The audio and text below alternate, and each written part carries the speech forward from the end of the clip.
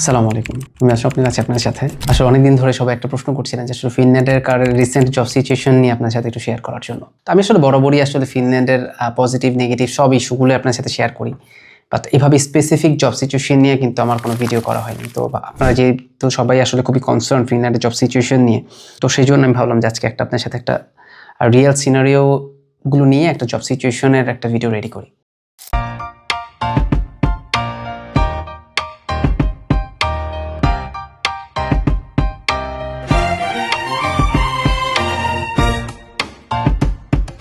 তো ভিডিওটা আসলে আমি কাউকে নেগেটিভ মোটিভেট ডিমোটিভেট কোনো কিছু করার জন্যই করছি না। আমি আপনাদেরকে জাস্ট সিচুয়েশনগুলো শেয়ার করতে চাই যেন আপনি ডিসিশন নেওয়ার ক্ষেত্রে অ্যাটলিস্ট নিজে বুঝে নিজে সব কিছু চেক করে যেন ডিসিশন নিতে পারেন। কারণ আমি এটা বিশ্বাস করি যে আসলে কারো রিজিক কিংবা কারো ভবিষ্যৎ ভাগ্য সব কিছু আল্লাহ নির্ধারণ করেন। সো সেক্ষেত্রে আমরা কিছুই না, আমরা আপনাকে ডিমোটিভেট করলেও আপনার যদি ভাগ্যে থাকে, আপনি যদি চান সেক্ষেত্রে কিন্তু আপনি এখানে এসে অনেক ভালো করতে পারবেন। আবার আমরা আপনাকে অনেক পজিটিভ বললাম, বাট দেখা গেল আপনি এখানে এসে কোনো ভালো কিছু করতে পারলেন না। এটা আসলে সম্পূর্ণই আপনার ভাগ্য এবং আপনার প্রচেষ্টার উপর ডিপেন্ড করে। তারপরও আসলে অন্যের সিচুয়েশনগুলো থেকে আমরা শিক্ষা নিতে চাই, অন্যের সিচুয়েশনগুলো থেকে আমরা আসলে ইনফরমেশন নিতে চাই যে তার সাথে কি হয়েছে। বাট তার সাথে যেটা হয়েছে সেটা যে আপনার সাথে হবে এরকম কিন্তু কখনোই না। বাট তবুও আমি আপনাদের সাথে আজকে কিছু রিসেন্ট জব সিচুয়েশন শেয়ার করতে চাই। আমি বলবো যে যারা আসলে জবের পার্সপেক্টিভে ফিনল্যান্ড আসতে চাচ্ছেন, যে জবের পার্সপেক্টিভ বলতে আপনি স্টাডিটা হচ্ছে আপনার সেকেন্ড অপশন, আপনি সেখানে জব করবেন, কাজ করবেন, ফ্যামিলিকে সাপোর্ট করবেন, লোন নিয়ে এসছেন সেই লোন পরিশোধ করবেন, তাদের জন্য ফিনল্যান্ড কিন্তু এখন টোটালি না। যদি আপনি এই সিচুয়েশনে থেকে থাকেন, আমি বলবো যে ফিনল্যান্ডকে টোটালি আপনার অ্যাভয়েড করা উচিত। কারণ ফিনল্যান্ডে যারা আসলে 2023 সালে এসেছে তাদের মধ্যে তো ম্যাক্সিমামই জব পেয়ে গেছে। বাট কিন্তু ডিজায়ার যে জবগুলো, অফিসিয়াল জবগুলো কিন্তু খুব কম মানুষই পেয়েছে। অধিকাংশ যারা পেয়েছে সেটা অড জব কিংবা কারো থেকে ফুড ডেলিভারি আইডি সাবস্টিটিউট নিয়ে পেয়েছে। এরপরও কিন্তু স্টিল এখন অনেক মানুষই কিন্তু আনএমপ্লয়েড রয়ে গেছে। 2023 সালে এসেছে, 1 বছর হয়ে যাচ্ছে প্রায়, তারপরেও কিছু মানুষ আনএমপ্লয়েড রয়ে গেছে। তো সিচুয়েশনটা কিন্তু 24-এ যারা আসবেন তাদের জন্য আরও বেশি টাফ। কেননা গত বছর যারা আসলে ফুড ডেলিভারির জন্য অ্যাপ্লাই করেছে 2023 সালে, তাদের মধ্যে কিন্তু 10 থেকে 20% মানুষ মাত্র ফুড ডেলিভারি আইডি পেয়েছে। তো সেই সিচুয়েশনে যারা আপনারা নতুন আসবেন, তারা যে ফুড ডেলিভারি অ্যাপ্লাই করে ফুড ডেলিভারি আইডি পেয়ে কাজ করবেন সেটা কিন্তু টাফ। তো আমি আসলে যে জিনিসটা ক্লিয়ারলি বলতে চাই, যদি আপনার ফান্ডিং ম্যানেজ করা থাকে, আপনার 2 বছর টিউশন ফিস এবং ন্যূনতম 1 বছর লিভিং এক্সপেন্স যদি আপনি ম্যানেজ করে নিয়ে আসতে পারেন, তখনই শুধুমাত্র ফিনল্যান্ডের জন্য অ্যাপ্লাই করা উচিত। আপনার যদি এরকম সিচুয়েশন থাকে যে না, আপনি কোনো মতে টিউশন ফিসটা দিয়েছেন, বাকি টাকা ধার দেনা করে এসছেন, এসে আপনি সেই জিনিসটা প্রোভাইড করবেন অন্য কাউকে, যে সেই টাকাটা দিবেন, আমি বলবো যে সেক্ষেত্রে কিন্তু আপনাকে ফিনল্যান্ডকে অবশ্যই স্কিপ করা উচিত। কারণ এখন ফিনল্যান্ড না তো কথিত সারা বিশ্বেই। কারণ একটা জিনিস খেয়াল করবেন যে রিসেন্ট যে সিচুয়েশন হয়েছে বাংলাদেশে, তারপরে কিন্তু বাংলাদেশের আমি বলবো যে অধিকাংশ মানুষ আসলে বাইরে আসার জন্য চেষ্টা করবে।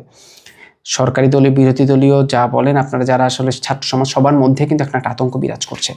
দেশ স্বাধীন হয়েছে ঠিকই, তারপরও যে সিচুয়েশন, যে কমপ্লেক্সিটি রয়ে গেছে, যে মানুষের মধ্যে ভয় আতঙ্ক কাজ করছে, সেটার পরে কিন্তু আমি আরও বেশি মানুষের আসলে আপনার মেসেজ, মেইল সব কিছু পাচ্ছি যে তারা আসলে বাইরে সুইচ করতে চায়। সেক্ষেত্রে ফিনল্যান্ডকে তারা পছন্দ করছে।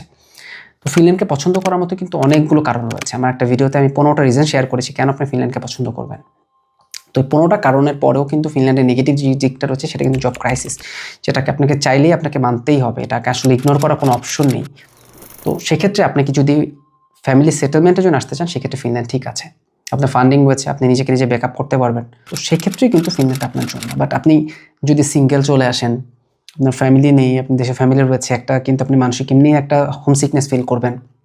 তারপর যে একটা ফান্ডিং, ইনকামের প্রেশার, নিজের লিভিং এক্সপেন্স, টিউশন ফিস, দেশে টাকা পাঠানো, এই ধরনের সিচুয়েশন যদি হয়, আমি বলবো যে আসলে ফিনল্যান্ডকে স্কিপ করবেন। আমার ভিডিওটা করার আজকে মূল উদ্দেশ্য হচ্ছে, আমি রিসেন্টলি অনেকগুলো ইমেল পেয়েছি যে মানে সে ফ্যামিলির বড় ছেলে, ফ্যামিলি অথবা বড় মেয়ে, তার অনেক দায়িত্ব ফ্যামিলির প্রতি, তার হয়তো বাবা নেই অথবা মা নেই, কিংবা বাবা হয়তো বা মিডল ক্লাস রিটায়ারমেন্টে গেছেন, সেই সম্পদটা নিয়ে সে এত ফিনল্যান্ডে বিদেশে সেক্ষেত্রে এসে ফ্যামিলির হাল ধরতে চান। তো তাদের সাজেশনের জন্য আমাকে টেক্সট করেন। কিংবা দেখা যাচ্ছে অনেকে আসলে ওয়ার্ক ভিসার জন্য ট্রাই করছেন, পাচ্ছেন না, তো ফিনল্যান্ডে স্টাডি ভিসা এসে কেউ কাজ করা যাবে কি, এই ধরনের আমাদের বিভিন্ন ধরনের চিন্তা থাকে। আসলে যখন আপনি বিদেশে যাওয়ার চিন্তা করবেন, আপনার মাথায় কিন্তু বিভিন্ন ধরনের অপশন, বিভিন্ন ধরনের লিগাল ইলিগাল ওয়ে আপনার মাথায় কাজ করবে। তো সেইটার পার্সপেক্টিভে মানুষজন দেখা যাচ্ছে যে বিদেশকে আসলে একটা টাকার বেশি ভাবছে, যেটা কিন্তু প্রিভিয়াস ছিল। এখন কিন্তু বিদেশটা কিন্তু টাকার মেশিন জায়গায় নেই। এখানে কিন্তু আসলে এখন বা আপনার ফিনল্যান্ডের কথা বলেন, যে দেশের কথা বলেন, সেই দেশে কিন্তু এত অ্যাভেলেবেল জব নেই যেখানে এসে আপনি প্রচুর টাকা ইনকাম করে ফেলতে পারবেন। কিন্তু মানুষজন যে করছে না তা না, অবশ্যই করছে। আপনি হয়তো ইনশাল্লাহ করতে পারবেন, বাট আপনাকে নেগেটিভিটিটার মাথায় নিয়ে আসতে হবে। কারণ আসার পরে নেগেটিভ কোনো কিছু দেখার থেকে আমি বলবো যে আপনি নেগেটিভ চিন্তা করে আসেন, তারপর যদি পজিটিভ হয় সেটা ভালো। কারণ আমি অনেককে দেখেছি যে বলছে ইউটিউবার আপনাদেরকে প্রলোভিত করছে ফিনল্যান্ড আসার জন্য, কিন্তু আমি কিন্তু এরকম দেখি না যে কোনো ইউটিউবার আপনাকে এত বেশি প্রলোভিত করছে আপনি চলে আসবেন। কারণ মানুষের কথা শুনে কিন্তু কেউ আসে না, মানুষের বিবেক বুদ্ধি দিয়েই কিন্তু মানুষ ডিসিশন নেয়। আমার একটা ভিডিও দেখে আপনারা ফিনল্যান্ডে চলে আসবেন না, আমার একটা ভিডিও দেখে ফিনল্যান্ডকে আপনারা বাদ দিয়ে দিবেন না। কিন্তু আপনারা যখন ডিসিশন নেবেন আমার ভিডিওতে কথাগুলো আপনাকে যাচাই করে দেখবেন, সেটা আপনাকে হয়তো বা ডিসিশন নিতে সাহায্য করবে। তো বিভিন্ন গ্রুপগুলোতে কিন্তু আপনারা জব ক্রাইসিসে বিভিন্ন ইস্যুগুলো দেখেছেন, তো তার মধ্যে 50% ফেক হতে পারে, 50% হয়তো কারেক্ট হতে পারে, বাট জব সিচুয়েশন কিন্তু ফিনল্যান্ড স্টিল এখনও ভালো হয়নি, যেটা হয়তো বা 25-এ ভালো হতে পারে কিংবা 26-এ ভালো হতে পারে। বাট আপনাকে মাথায় নিয়ে আসতে হবে যে অ্যাটলিস্ট আপনার 1 বছরের লিভিং এক্সপেন্স এবং 2 বছর টিউশন ফিস আপনাকে সাথে নিয়ে আসতে হবে। যদি আপনি সেটা করতে না পারেন, আমি বলবো ফিনল্যান্ডকে আপনার অ্যাভয়েড করা উচিত। এবং আরেকটা বড় ব্যাপার হচ্ছে ফিনল্যান্ড স্কলারশিপ। ফিনল্যান্ড কিন্তু গত বছর 23 সালে যে পরিমাণ স্কলারশিপ দিয়েছিল 24 সালে কিন্তু তার থেকে কম দিয়েছে, এবং 24-এ যা দিয়েছে তার থেকে 25-এ কম দেবে। এটা আপনাকে মাথায় নিতে হবে, এবং 26 থেকে কিন্তু স্কলারশিপ অফ হয়ে যেতে পারে। তো অনেকেই ধারণা করেন যে ভাই স্কলারশিপের না হলে আমি পড়বো না, আমি স্কলারশিপ নিয়ে পড়বো। তো যদি আপনি স্কলারশিপ নিয়ে পড়তে চান, ফিনল্যান্ডকে আপাতত লিস্টের বাইরে আপনার রাখা উচিত। কারণ ফিনল্যান্ড স্কলারশিপের কিন্তু নির্দিষ্ট সেরকম কোনো ক্রাইটেরিয়া নাই যে আপনি আইএসএ 7.5 পেয়েছেন, সিজিপিএ 3.8 রয়েছে, আপনি স্কলারশিপ পেয়ে যাবেন। বাট সেটা কিন্তু ফিনল্যান্ডের ক্ষেত্রে হয় না। ফিনল্যান্ডে অনেকটা র্যান্ডম ওয়াইজ অনেক সময় অফার লেটার পেয়েছে, অনেক ভালো ভালো স্টুডেন্ট অফার লেটারে পায়নি, অনেক মিডল রেঞ্জের স্টুডেন্টরা কিন্তু ফুল ফান্ড স্কলারশিপ পেয়েছে। তো স্কলারশিপ যদি আপনি ইনশিওর করতে চান, আমি বলবো আপনার আদার্স কান্ট্রিগুলো দেখেন যেখানে স্কলারশিপের একটা গ্যারান্টি রয়েছে। ফিনল্যান্ডে কিন্তু স্কলারশিপ গ্যারান্টি নেই।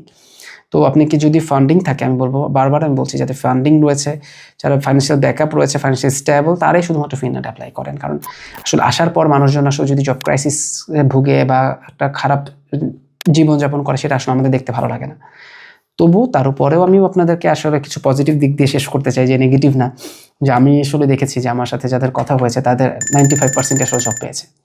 খুব কিছু অল্প সংখ্যক মানুষ হয়তো জব পায়নি, বাট যারা জব পেয়েছে তারা কিন্তু আলহামদুলিল্লাহ খুব ভালো লাইফ লিড করছে। হয়তো আপনিও এখানে আসলে একটা ব্যবস্থা হয়ে যাবে, যদি আপনি নিজের উপর বিশ্বাস থাকে, আপনার যদি কোয়ালিফিকেশন থাকে, কোয়ালিটি থাকে, আপনাকে কিন্তু কেউ আটকে রাখতে পারবে না। এটা আপনাকে বুঝতে হবে। যারা হয়তো জব ক্রাইসিসে ভুগছে, যারা জব পাচ্ছে না, তাদের হয়তো সেই পাওয়ার মতো কোয়ালিফিকেশন কিংবা সব কিছু হয়তো ম্যাচ করছে না দেখে হয়তো তারা জবগুলো পাচ্ছে না।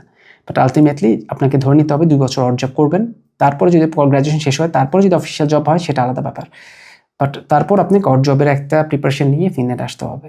তো আজকে ভিডিওটা এখানে শেষ করছি। যারা আমার ভিডিও দেখে থাকেন, ফিনল্যান্ডে কিন্তু ট্রানজিশন নেওয়ার ভিডিও রয়েছে, ফিনল্যান্ডের প্রসেসিং নেওয়ার ভিডিও রয়েছে। আমার চ্যানেলটাকে অবশ্যই সাবস্ক্রাইব করে রাখবেন এবং বেল আইকনটা ক্লিক করে রাখবেন। তো আজকে এই পর্যন্তই, ভালো থাকবেন, আল্লাহ হাফেজ, আসসালামু আলাইকুম।